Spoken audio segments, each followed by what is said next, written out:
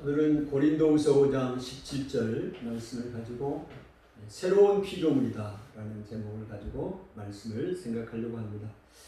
바울은 그리스도인이 어떤 사람인가에 대해서 고린도후서의 전체를 통해서 말씀해 주고 계십니다. 바울이 이제 고린도 교회를 개척했잖아요. 그런데 이제 고린도전서에서 여러 가지 이제 문제들, 고린도 교회에 있는 문제들 다 언급을 하셨고, 그런데 이제 하나의 문제가 더 남아 있는 게 뭐냐면 그 사도권에 대해서, 바울의 사도에 대해서 의문을 가지고 있는 사람들이 고린도 교회에 있었습니다. 그래서 바울이 복음을 전하기 위해서 자기의 사도권을 변증하는 그런 이제 편지를 쓰게 되는데요. 그게 이제 고린도후서라고 볼 수 있어요. 그런 가운데서 오늘 그리스도인들이 어떤 사람들인가에 대해서 말씀을 합니다. 그래서 세상의 그 판단 기준과 또 가치관과 전혀 다른 새로운 피조물이다라고 이야기를 하고 있습니다. 오늘 우리 그리스도인들이 새로운 피조물이다라는 것을 이야기합니다. 그리스도인 된 우리가 어떤 모습으로 이 세상을 살아야 할 것인가를 말씀을 하고 있고요. 그 부분을 말씀 고린도후서를 통해서 한번 살펴보기를 원합니다. 우리가 역설적이다 이런 말을 하잖아요. 역설, 거스릴 역자거든요. 영어로는 파라독스라고 해야 되나? 역설이다. 이 말은 모순을 일으키기는 하지만 그 속에 중요한 진리가 함축되어 있는 것을 말하고 있고요. 어떤 주의나 주장에 반대되는 이론이나 말, 이런 걸 역설이라고 합니다. 그런데 오늘 우리 그리스도인들이 정말로 이 세상의 가치관이나 기준과는 정반대로 역설적으로 우리가 살아야 된다는 것을 말씀을 하고 있어요. 그래서 한번 그 부분을 한번 우리가 고린도후서를 통해서 우리의 삶이 그리스도인이 어떤 사람인가 보면요. 오늘 고린도후서 5장 17절에 보면 우리가 새로운 피조물이라고 했잖아요. 여러분 피조물 하는데 피조물 창조주와 반대되는 말이 피조물이잖아요. 피조는 그 한자를 찾아보니까 이불 피, 당할 피, 조자는 만들 조 그런 거예요. 그러니까 조물은 만드는 거. 이 세상의 모든 물건을 만드는 게 조물이에요. 조물주는 창조주가 되겠죠. 그럼 앞에 피자가 붙으면 입을 피, 당할 피자니까 그냥 만들어짐을 당하는 거예요. 그래서 피조물이라는 것은 조물주가, 창조주가 만든 이 세상의 모든 삼라만상을 말합니다. 모든 것을 말하는 거예요. 그 중에 사람도 피조물에 해당되는 것이죠. 그런데 오늘 누구든지 그리스도 안에 있으면 새로운 피조물이다. 새로운이 중요합니다. 하나님 우리를 만드셨잖아요. 근데 우리가 처음에 만들었던 우리 인간들이 죄로 인해서 타락해 버렸어요. 그래서 하나님이 우리를 새롭게 만들어 주신 거 아닙니까? 예수 그리스도를 통해서. 아멘. 그래서 누구든지 그리스도 안에 있으면 새로운 피조물이 된 것입니다. 이전 것은 지나갔으니 보라 새 것이 되었다. 새 것이 됐습니다. 뉴. 새 것이 되었다. 그래서 그러면 새로운 피조물이 좀 구체적으로 그럼 어떤 우리가 존재가 되었나 하는 것을 좀 살펴볼 것이고요. 또 하나 우리 그리스도인들이 어떤 사람들이냐면 그리스도의 향기다. 오늘 우리가 그리스도의 향기라고 바울은 말합니다. 고린도후서 2장 15절에 보면 우리는 구원받는 자들에게나 망하는 자들에게나 하나님 앞에서 그리스도의 향기니. 오늘 우리가요 그리스도의 향기야 향기. 그래서 새로운 피조물이 되었고 그리스도의 향기가 되었다는 사실을 우리가 알아야 됩니다. 구체적으로 새로운 피조물인 그리스도인들은 세상과는 구별된 어떤 가치관을 가지고 있나를 우리가 이제 살펴보기를 원하는데요. 첫 번째로 약한 것을 기뻐하고 자랑하는 사람들입니다. 그리스도인들은. 세상 사람들은 강한 것을 기뻐하고 자랑하죠. 그런데 그리스도인들은 약한 것을 자랑하고 기뻐하는 사람들이 그리스도인이다. 이 역설이죠. 이런 게 역설이잖아요. 그 부분을 한번 봐요. 고린도후서 12장을 여러분 보십시다. 고린도후서 12장 찾습니다. 고린도후서 12장 9절 한번 볼까요? 12장 9절 한번 읽어봅니다. 12장 9절 나에게 이르시기를 내 은혜가 내게 족하도다 이는 내 능력이 약한 데서 온전하여짐이라 하신지라 그러므로 도리어 크게 기뻐함으로 나의 여러 약한 것들에 대하여 자랑하리니 이는 그리스도의 능력이 내게 머물게 하려 함이라 그랬습니다. 여기 보니까 그러므로 크게 기뻐함으로 나의 여러 약한 것들에 대하여 자랑하리니 고린도후서 12장 9절 하반절에 말씀하고 있잖아요. 무엇에 대해서 자랑을 하고 기뻐한다고요? 나의 약한 것들에 대해서. 그럼 강한 것이 좋은 거 아닙니까?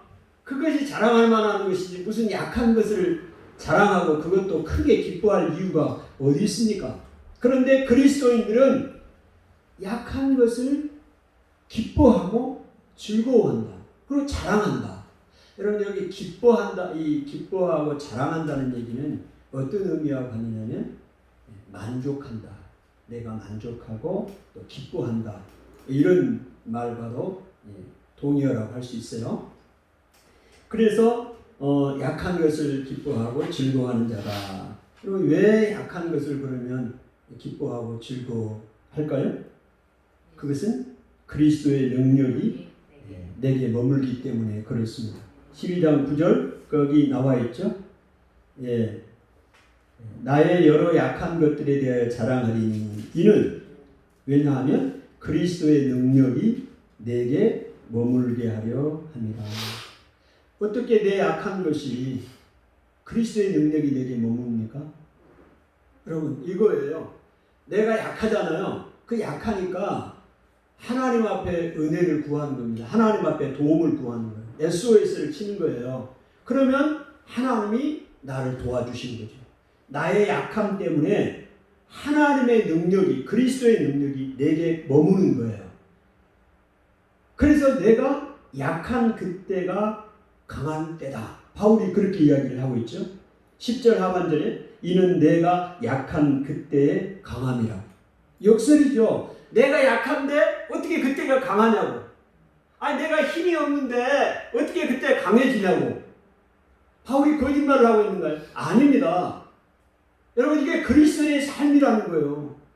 내가 약하니까 하나님 앞에 도움을 구한다고요. 그러면 내가 내 힘으로는 어느 정도 한계가 있어요. 그런데 하나님 앞에 도움을 구하니까 하나님의 능력이 내게 임하는 거예요.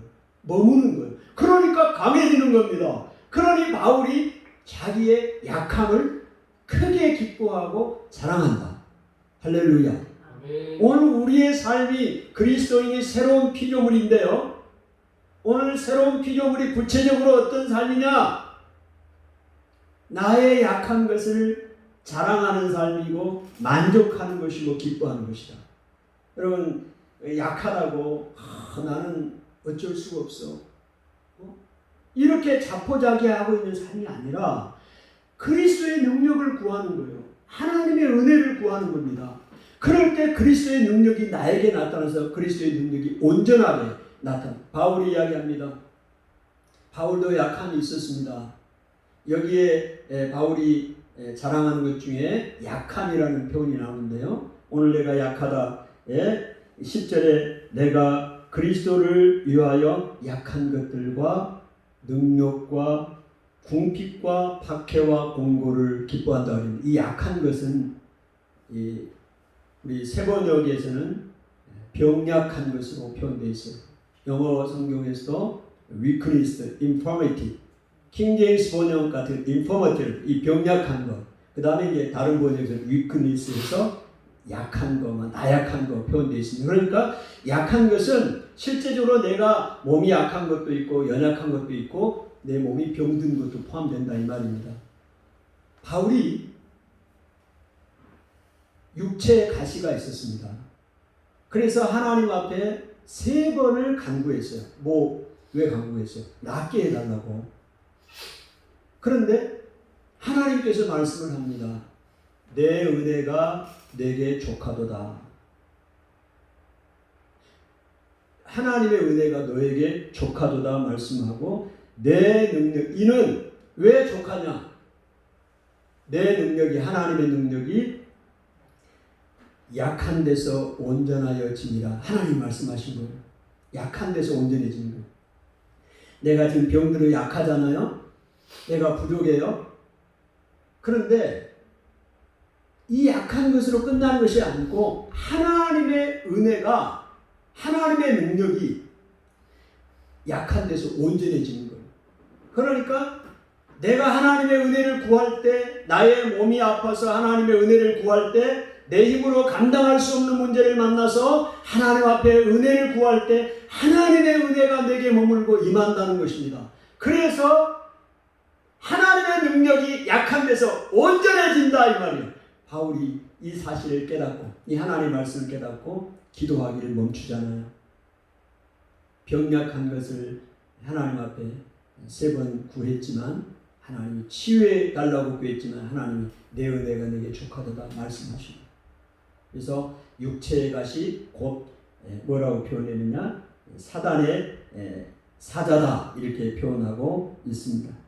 사단의 사자가 이렇게 나를 그렇게 괴롭게 했지만 하나님께서 그렇게 은혜를 주셨다 말씀을 하고 있습니다.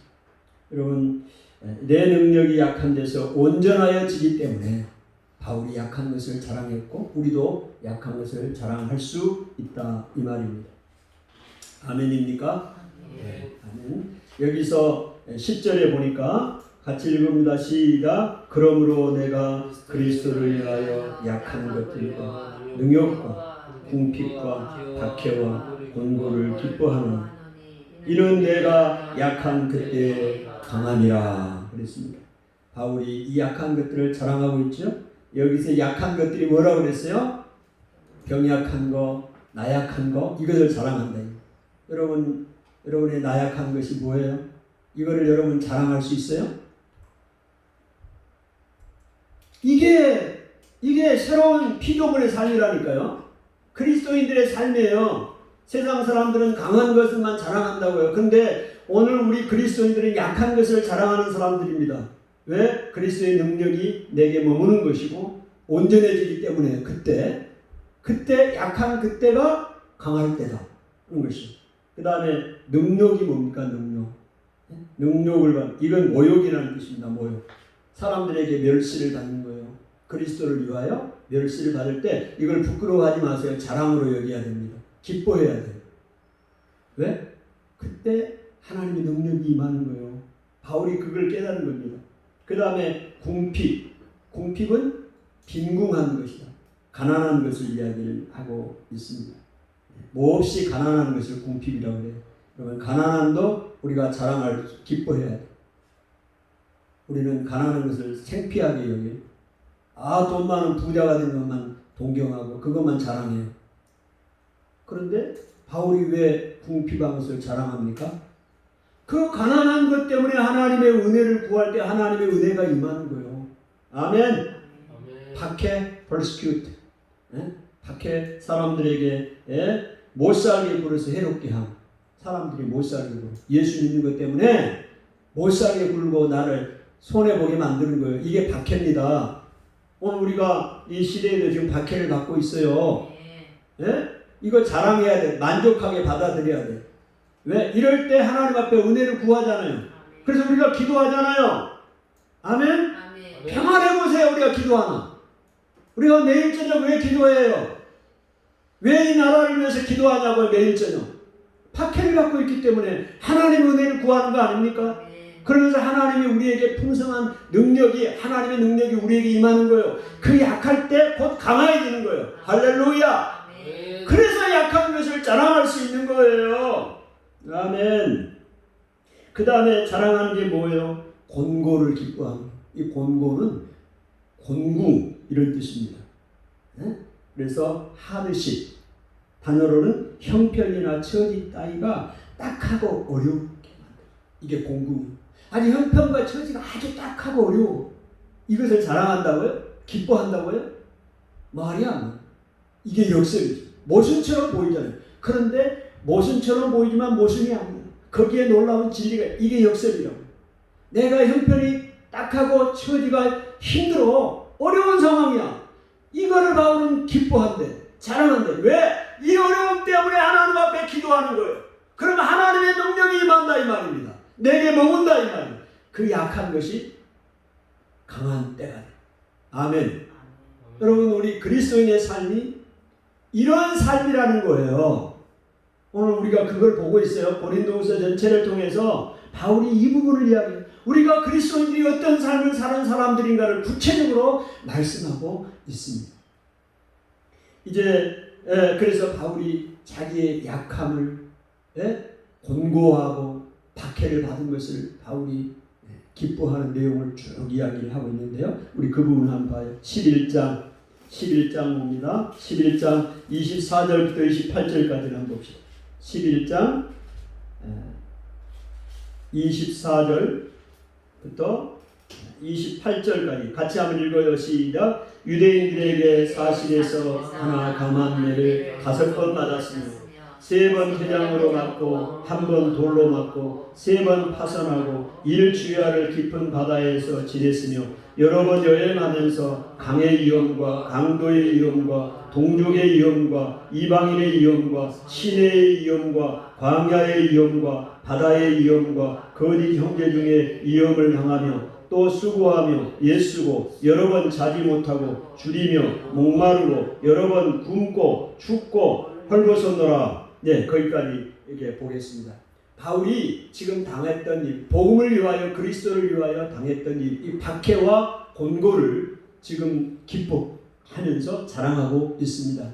여러분 바울이 이 행했던 일을 보면요, 유대인들에게 40에 하나 가만매, 그러니까 40에서 하나 빼면 39대 되잖아요. 40대는 안 때렸어요. 왜냐하면 그 인간이 최대 치욕 40대. 그러면 그렇게 하진 않고 한 대를 뺐어요. 39대를 9대씩 5번을 맞았다고. 매를 그렇게 맞았어요. 복음 때문에. 그 다음에 3번 태장으로 맞고, 태장은 몽둥이로 엉덩이를 때리는 겁니다. 이걸 3번을 맞았다고. 한 번도 아니고 3번. 한번 생각해 보세요. 돌로 한 번 맞았어요. 돌로.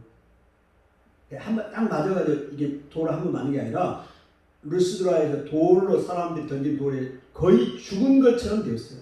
돌에 맞아가지고 복음 때문에. 그 다음에 3번 파선을 했어요. 배가 파선이라면 배가 깨졌다는 거 아니에요? 3번 배가 깨졌어요. 바다로 여행하면서. 그 다음에 일주야를 깊은 바다에서 하루 낮과 밤을 깊은 바다에 큰 망망한 바다에서 하룻밤을 보냈다. 이 얘기입니다.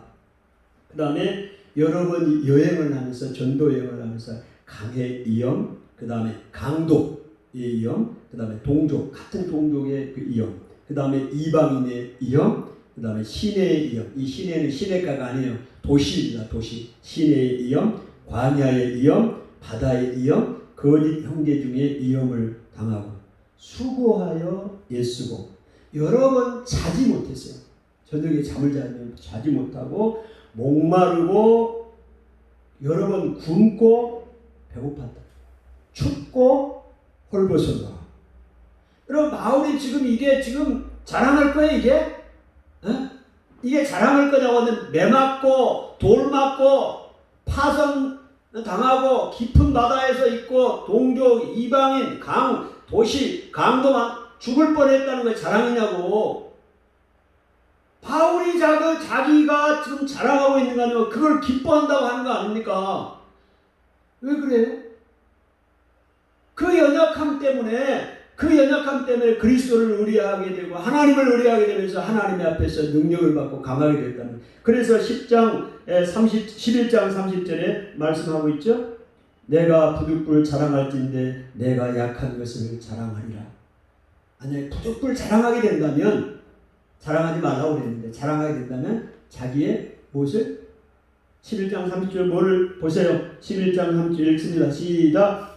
내가 부득불 자랑할진대 내가 약한 것을 자랑하리라. 뭐를 자랑한다고요? 약한 것을 자랑하리라. 그랬습니다. 약한 것을 자랑한다.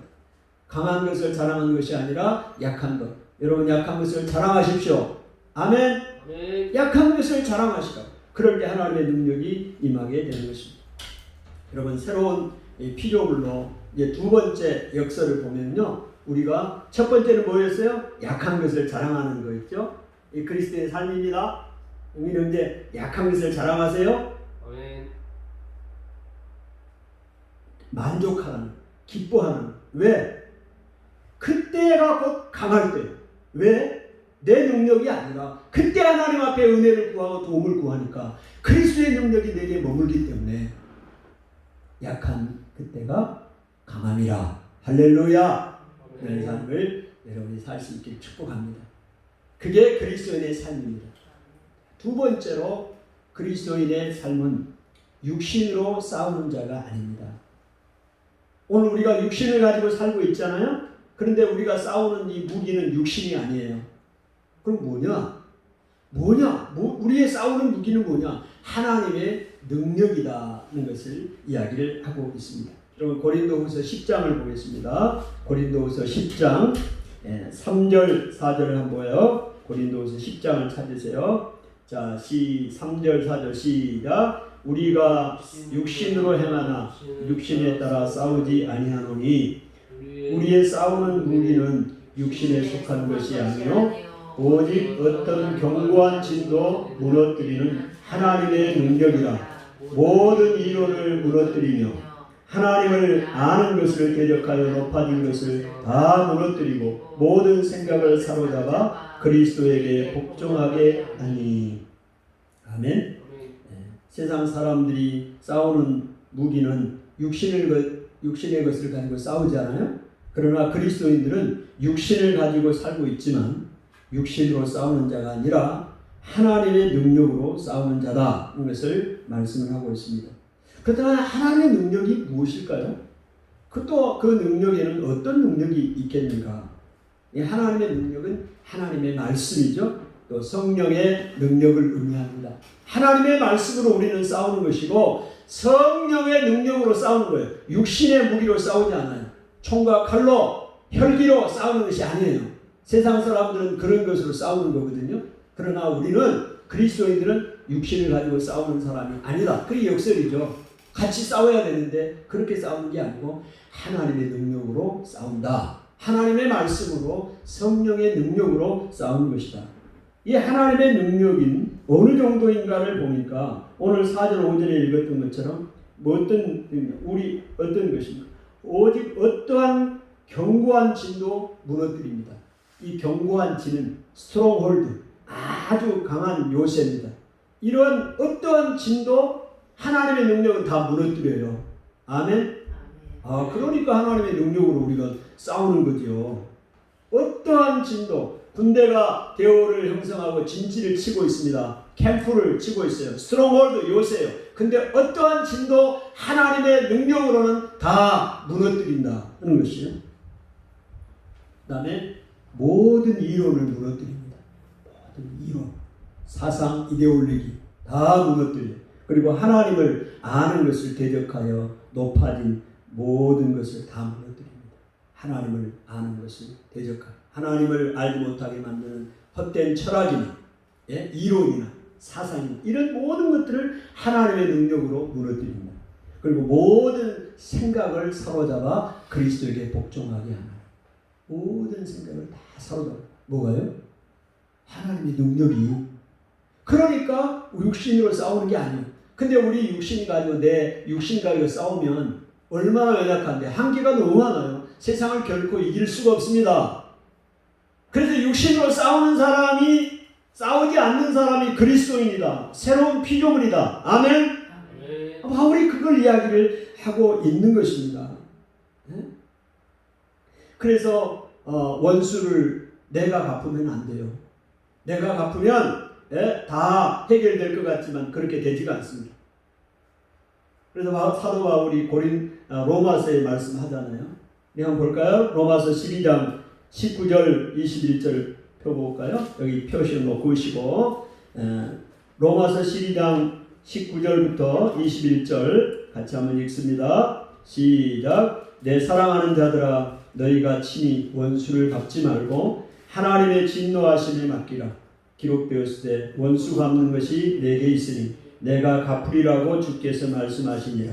내 원수가 줄이거든 먹이고 목마르거든 마시게 하라. 그리함으로 내가 숯불을 그 머리에 쌓아 놓으리라. 악에게 지지 말고 선으로 악을 이기라. 사랑하는 자들아 원수를 친히 갚지 말라고 그랬어요. 여러분의 원수가 있잖아요. 그 원수를 내가 갚으면 어떻게 돼요? 그 원수가 나를 또 원수 갚으려고 해요. 그래서 하나님 그렇게 하지 말래요. 원수를 갚는 것은 누구에게 있다? 하나님께 있다고 말씀해요. 원수 갚는 것은 원수를 갚는다. 이거를 보복한다. 다른 말로 성경의 용어로는 신원한다. 신원이라는 뜻이 원수를 갚아준다는 얘기입니다. 하나님은 신원이에요. 원수를 갚는 것이 누구에게 있다고요? 하나님께 있다고 분명히 하나님 말씀합니다. 그러니까 너가 원수를 갚지 말고 하나님 앞에 맡기라. 그리고 대신에 원수가 줄이거든 먹여주고 목마르거든 물 마시게 하고 그렇게 함으로 그 원수의 머리 위에 숯불을 쌓아둬요. 여러분 원수의 그 머리 위에 숯불 쌓아두면 어떻게 돼요? 뜨거워가지고 원수가 어떻게 되죠? 네? 내가 원수를 안 갚고 잘해주고 그거는 하나님 앞에 맡기고 하나님 원수 갚도록 해주는 거예요. 네? 그래서 그것이 숯불을 쌓아둔 것 같은 것입니다. 그래서 뭐라고 이야기하느냐? 이제 악에게 지지 말고 선으로 악을 이기라. 악에게 지지 말아요. 근데 악으로 악을 이기라 하지 말고 그게 아니고 선으로 악을 이기라. 어떻게 이게 가능합니까? 원수 갚는 것이 하나님께 있고 하나님께서 갚아주실 것을 믿기 때문에 그 일을 가능한 거 아니겠어요? 아멘. 그래서 우리의 싸움은 혈기가 아닙니다. 육신을 가지고 우리가 살고 있지만 육신대로 싸우는 것이 아니고 하나님의 능력으로 싸우는 거다. 모든 견고한 진을 무너뜨리고 이론을 그 다음에 하나님을 아는 것을 대적하여 높아진 모든 것을 무너뜨리는 할렐루야. 모든 생각을 그리스도에게 복종하게 하는 이게 뭐냐? 하나님의 능력이다. 하나님의 말씀이다. 성령의 능력이다. 아멘. 우리의 싸움은 이런 싸움. 이렇게 사는 것이 그리스도입니다. 역설이죠.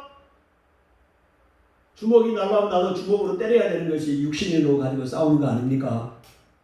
그게 하나님께서 원수 갚아주는 것을 아는 것입니다. 그 다음에요. 오늘 우리가 세 번째로 그리스도인의 삶은 어떤 역설이 있느냐? 보이는 대로 판단받는 자가 아닙니다. 오늘 우리는요. 겉으로 볼 때 저 사람이 이렇구나 저렇구나 그렇게 판단받는 사람이 아니요. 이게 또 한 역설입니다. 고린도후서 6장을 봅니다. 고린도후서 6장을 보겠습니다. 6장 8절부터 10절까지 한번 보겠습니다. 자, 6장 고린도후서 6장 8절부터 10절 같이 읽어요. 시작. 영광과 욕됨으로 그러했으며 악한 이름과 아름다운 이름으로 그러했느니라. 우리는 속이는 자 같으나 참되고 무명한 자 같으나 유명한 자요 죽은 자 같으나 보라 우리가 살아있고 징계를 받는 자 같으나 죽임을 당하지 아니하고 근심하는 자 같으나 항상 기뻐하고 가난한 자 같으나 많은 사람을 부유하게 하고 아무것도 없는 자 같으나 모든 것을 가진 자로다. 겉으로 볼 때 그것으로만 다가 아니에요. 오늘 우리 그리스도인들은. 그래서 바울은 어떻게 이야기를 하느냐? 이게 역설이죠. 우리가 겉으로 볼 때는 우리는 속이는 자 같으나 참되는. 사람들이 우리를 보고 저 사람들 거짓말장이 아니야? 속이는 자 아니냐? 이렇게 생각할 수 있다. 그러나 속이는 자가 아니고 참되다고 말합니다. 그리고 무명한 자 같으나 유명한 자. 아무런 이름이 없는 사람 같은데 우리 그리스도인들이요 알고 보면 유명한 자요. 아멘. 이 자부심을 가져야 돼요. 죽은 자 같으나 보라 우리가 살아있고 징계를 받은 자 같으나 죽임을 당하지 아니하고 징계를 받은 것 같다 그리스도인들이. 그러나 죽은 자가 아니라는 거예요. 살아있는 자라는 거예요. 근심하는 자 같으나 항상 겉으로 볼 때는 굉장히 근심이 있는 것 같아. 그런데 항상 기뻐하는 자가 그리스도인입니다. 할렐루야. 가난한 자 같으나 겉으로는 가난해.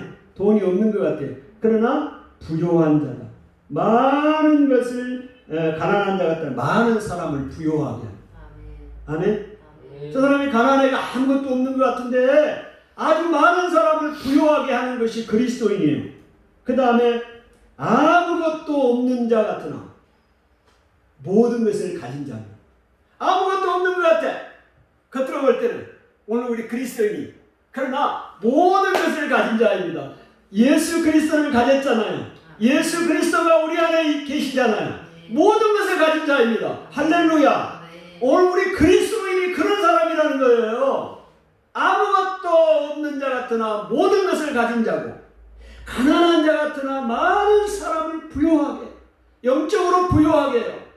물질적으로 부요한 게 아니에요. 사람의 마음으로 가난해져 있고 힘들고 지치고 낭망해 있는 사람들을 위로하고 하나님의 말씀으로 권면하고 세우고. 여러분, 한 말씀이 사람을 세울 수 있어요. 한 말씀이 그 영혼을 다시 일으킬 수 있어요. 할렐루야. 오늘 우리가 그런 사람 아닙니까? 하나님의 말씀이 우리 안에 있잖아요. 이 말씀을 우리가 선포할 때, 전할 때 그 힘들고 연약한 사람들이 다시 영혼의 힘을 얻고 일어설 수 있는 거예요. 그래서 가난한 자 같으나 많은 사람을 부유하는 자가 그리스도인입니다. 속이는 것 같지만 참된 자요. 예수 믿으라고 예수 믿으면 천국이 있습니다. 아니면 믿지 않으면 영원한 지옥입니다. 속이는 것 같아요. 그러나 참이에요. 참을 전하는 사람이 그리스도인입니다. 할렐루야. 무명한 자 같아요. 여러분 유명한 사람 좋아하잖아요. 인기 많은 사람. 연예인들 좋아하잖아요. 유명하잖아요. 오늘 우리는 아무 이름도 없는 사람 같죠? 그렇지 않아요. 유명한 사람이 실제적으로 하나님 볼 때 유명해요. 할렐루야. 세상에 연예인들, 인기 유명한 사람들 따라가지 마세요. 그 사람들로 부러워하지 마시라고. 오늘 우리가 더 유명한 사람들이에요. 아멘. 오늘 우리가 그리스도인이 이런 사람이라는 거예요. 그 다음에 근심하는 것 같아. 하나님 앞에 기도하고 이 세상에 여러 가지 문제들, 환난과 핍박으로 인해서 근심하는 것 같지만 여러분 그렇지 않아요.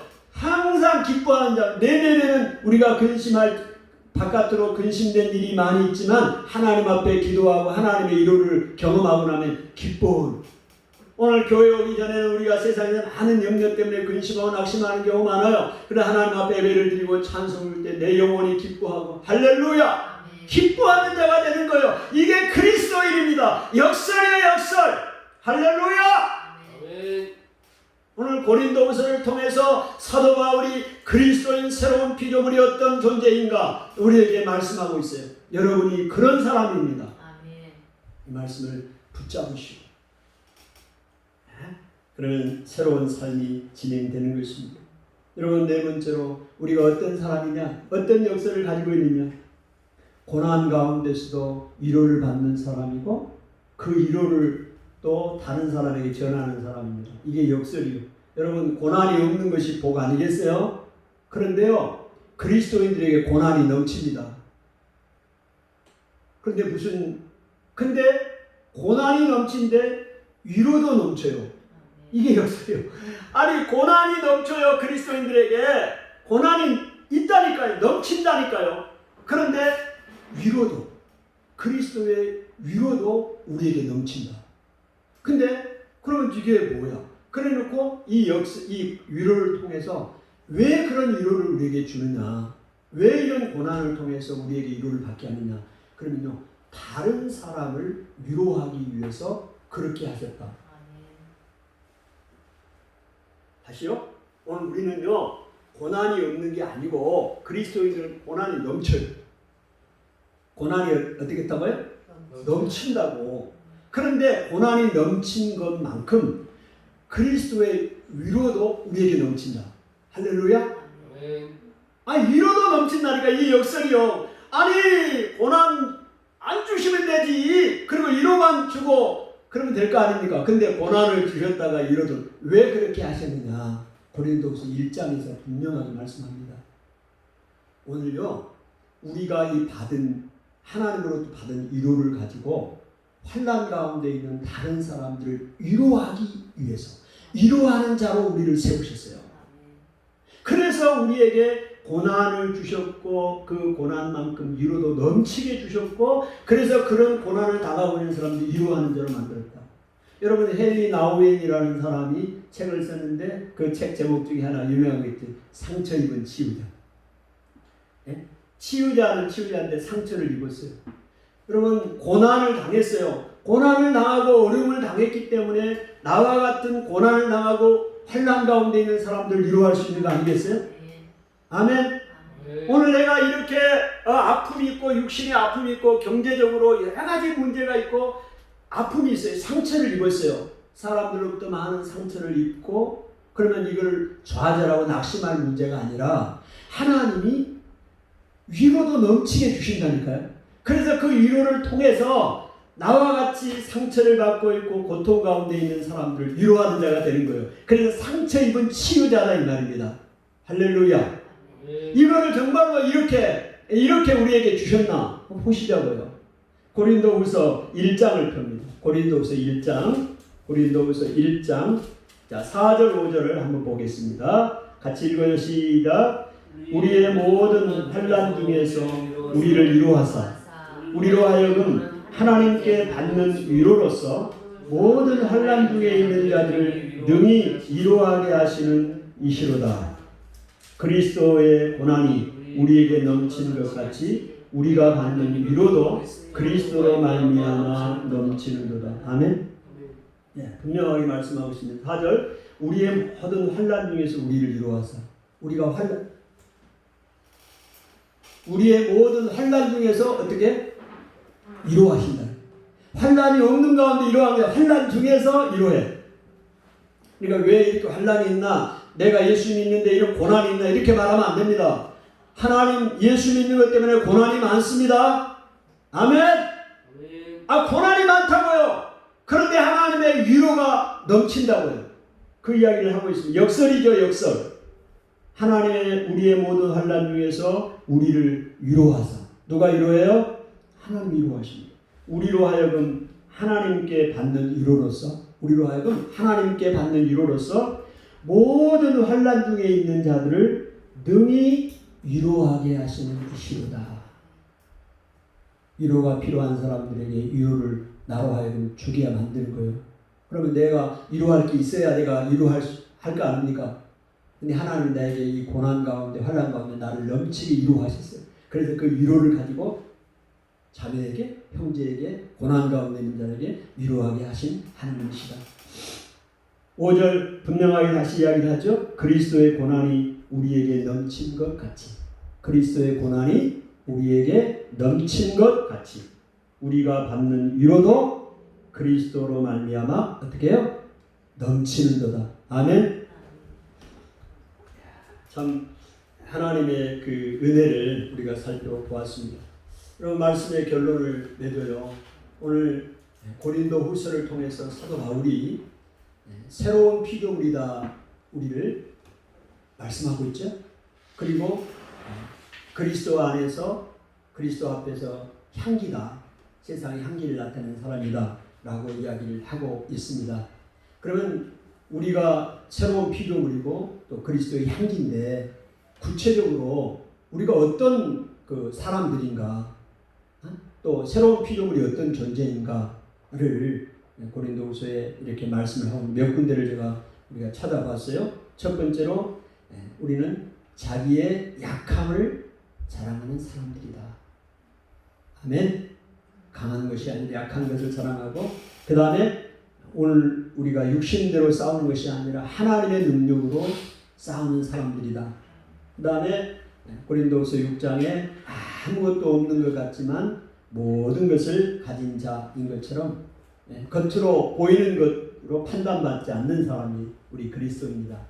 그 다음에 마지막으로 이제 모든 고난 가운데서 위로를 하나님이 주시고 그 위로로 다른 사람들을 위로하게 만드는 사람이다. 오늘 여러 가지가 있지만 오늘 그리스도인이 어떤 사람인가, 새로운 피조물이 어떤 사람인가, 또 어떻게 삶을 살아야 할 것인가를 우리가 살펴보았습니다. 기도합니다. 하나님 아버지 은혜를 감사합니다. 오늘 그리스도인은 세상의 기준과는 다르게 살아가는 새로운 피조물입니다. 가치관만 바뀐 게 아니라 관점이 바뀌고 그 결과 관계도 달라진 삶을 살게 된 자입니다. 그리스도인은 자기의 약함을 자랑하는 자이고 하나님의 능력으로 싸우는 자이며 보이는 것대로 판단받는 자가 아닙니다. 아무것도 없는 자 같으나 모든 것을 가진 자입니다. 또한 고난 가운데 넘치는 그리스도의 위로가 있고 또 그 위로를 가지고 환난 가운데 있는 자를 위로하는 자입니다. 오늘 사도 바울이 말씀한 새로운 피조물의 삶이 우리라는 것을, 우리 자신인 것을 깨닫고 그렇게 삶을 살아가도록 은혜 내려 주옵소서. 예수님 이름으로 기도하옵나이다. 아멘. 찬송가 384장 찬송하겠습니다. 380